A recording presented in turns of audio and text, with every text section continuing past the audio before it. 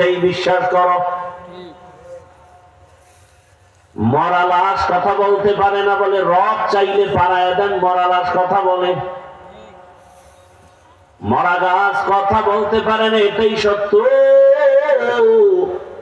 আমার রব যদি ক্ষমতা দেন, কুদরতের দ্বারা এটা সম্ভব। পাথর কথা বলতে পারে না, রবের কুদরতে পারে। গাছ কথা বলতে পারে না, আমার আল্লাহর কুদরতে পারে। পারে না? পারে না? পিপিলিকায় কথা বলে, কেউ বুঝে না। পয়গম্বর সুলাইমান জমিন থেকে 9 মাইল উপরে সিংহাসনে বসে পিপিলিকার বয়ান শুনে। পিপিলিকায় জাতিরে বয়ান করে, ইয়া আইয়ুহান নামলু দুখুলু মাসাকিনাকুম।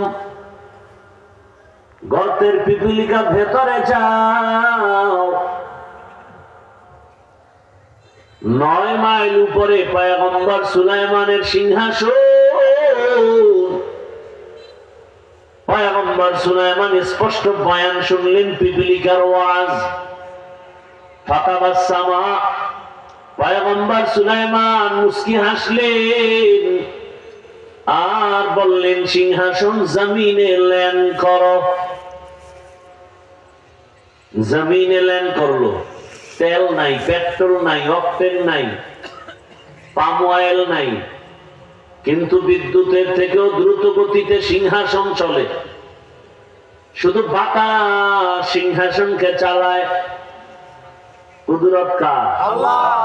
পিপিলিকার কথা কেউ বুঝে না, পয়গম্বর সুলাইমান বুঝেন। কুদরত কার? আল্লাহ।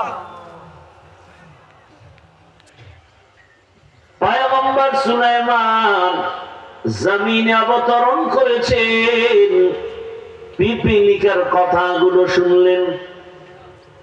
বাসুলাইমা দাদে মুলক সরওয়ারি শুতমতি খাতে মশদে ওয়াপুরি।